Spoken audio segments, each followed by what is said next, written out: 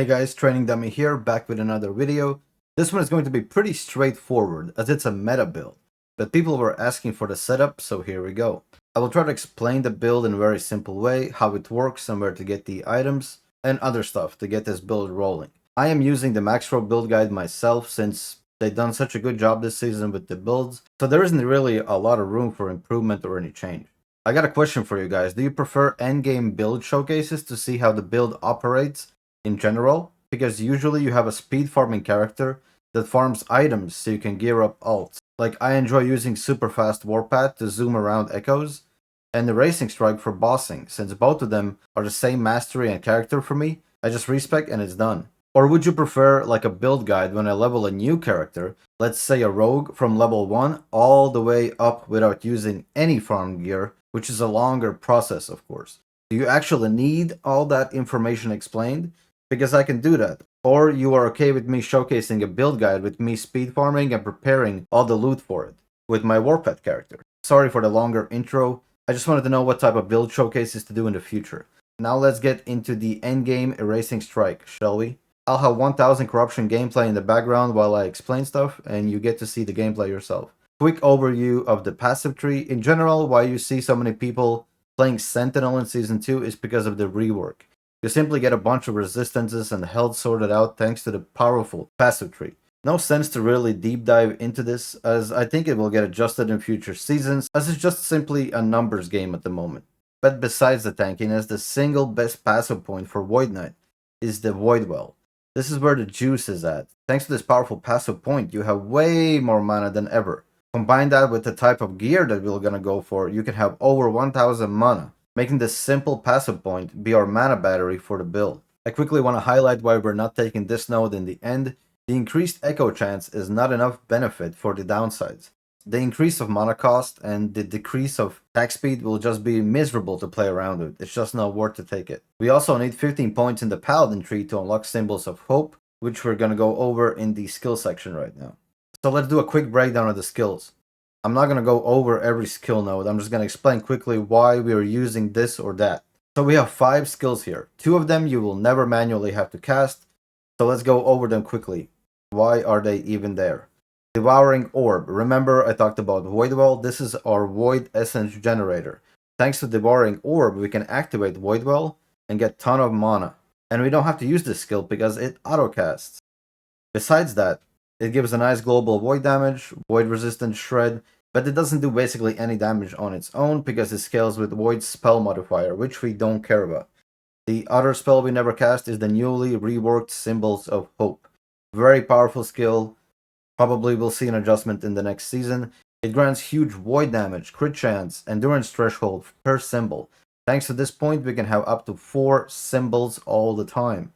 Now let's get into the skills we will actually use. Starting with Anomaly, we don't spam this skill off cooldown, only activate this on tougher mobs and bosses at all times. Since we want to spend most of the mana on trash mobs while clearing echoes with a racing strike and dashing around with healing hands. What this is in simple terms is a self-cast buff bubble that gives you a bunch of great bonuses like crit chance and attack speed, so it makes it easier to slap around bigger mobs. Healing hands provides a bunch of useful bonuses, but it also is a great movement speed skill. Mobility is something a racing strike lacks, but this skill makes it a bit better.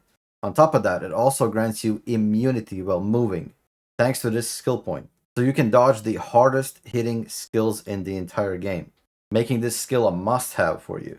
Last but not least, it's a racing strike itself. It's the big bonk ability you will spam all the time. Hard hitting, high mana cost, but tons of damage and tons of fun. Thanks to this node, the racing strike has no cooldown, making it spammable. That's why high mana pool is mandatory for this build. Now let's get into the character progression. I'll try to explain this as simple as possible. Let me know in the comments if this was good enough and what should I improve.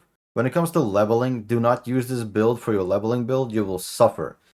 With the lack of mana, it's going to be a miserable experience. 2 good leveling builds are the Javelin build by Tarek on the Maxrow site, or the Hammer Throw builds for leveling work really well. Or you can just use your own homebrew build. The leveling is not really important. Do it whatever way you want to. Just make sure you grab all the idle slots and passive points. How you want to do it is up to you. Once you're done with the campaign, your focus is to get to empowered monoliths as soon as possible, and grab your combat blessings along the way. What I mean by that is the blessings that directly empower your character. Critical Strike multiplier from the Black Sun timeline, mana from the Ending Storm timeline, all resistances from Reign of Dragons, physical resistance from Age of Winter, and armor from Spirits of Fire. Speaking of the last one, I just played my Warpath build on this character, so I have plus armor while channeling. So I have to swap that to armor. Well, there's an easy way to do that. Go to the end of time, walk down to the right side to this NPC, and it allows you to change your blessings that you have earned before. So I simply swap the armor while channeling back to my armor blessing, and it's done. Item priority. Before you can swap to Erasing Strike, you need to get your hands on few items. Starting off with the World Splitter. Very easy to get this item. You will get it while farming for your crit multiplier blessing and killing the Harbinger from the Black Sun timeline. To start face rolling with this build, all you need is 1 LP axe with a smacked melee void damage on it. Make sure you reroll 0 LP axes and Nemesis eggs too. After you get the axe, I would go for the Anchor from the Fall of the Emperor boss, smack mana on it, and it greatly will increase your mana pool. Get your hands on Titan Hard Body Armor, which is a very common drop. And again, all you need is 1 LP really. Smack +3 or +4 Erasing Strike on it, and you're good to go. At this point, you can switch to Erasing Strike build. You should have enough mana from the items and blessings to be able to sustain the Erasing Strike spam. Siphon of Anguish and Shattered Chains both drop from the Shade of Orbis, which you will naturally get from farming the Corruption and killing Shades. Remember, the item drops from Shade of Orbis are better the further away the Shade is from the starting point. The boots are very easy to get, especially if you run the Spirits of Fire timeline with extra rewards from the Echoes. They give a massive crit multiplier damage boost, but they also give you negative 75% physical resistance. Luckily, we evened that out with the blessing we grabbed earlier. Slapping movement speed on them will be good enough for now. Also in the same timeline, you'll get the Flames of Midnight Ring by beating the Harbinger of Ash. This is a great item which grants you swiftness buff that will provide you with great movement speed buff per character level. On top of that, it grants you Void Penetration and also changes your evade into Spirit Step, which allows you to go through walls, up and down cliffs, which is a great time saver in many cases. The reason why we're using exalted items in gloves and helmet is because in gloves case, there are not great unique gloves for this spec, and the good stats you get from having multiple correct exalted affixes is massive, like armor shred, melee attack speed, mana, health. Also, the damage mitigation to overtime attacks is great since we have huge base armor. And when it comes to helmet, we don't have critical strike avoidance, so instead we cover this with reduced bonus damage from critical strikes. With this item basically alone. While you're farming for this helmet, good alternatives are this exalted helmet base for extra damage, or Decayed Skull helmet, which is very common, so you can smack like mana on top of it and it's good for now. Also, the helmet from Aberroth is good, but higher you go in Corruption, you will need this helmet for defensive purposes. Last but not least, the Amulet. At this point, you should have everything to beat up normal Aberroth and earn yourself Nihilus Amulet, which is by far the best option in this item slot. Slap some mana on it, and that's about it. As you keep playing and climbing all the way up to 1000 Corruption and getting more LP on your items, you can of course try to challenge Uber Aberroth to get the Godly Immortal Wise Gloves and Shattered World Relic.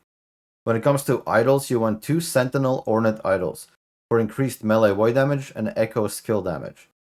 Fish for crit chance and crit multiplier, and movement speed and increased damage and chance from the new Weaver idol system. You fill the gaps with whatever resistances you're missing with other idols, and start stacking minor idols with mana and health if your resistances are covered. After you have done all this, you should be ready to face Uber Aberroth. I will release my guide for that fight next, going over in depth all of his abilities and phases. Please leave feedback in the comments down below. Thank you for watching. Training Dummy out.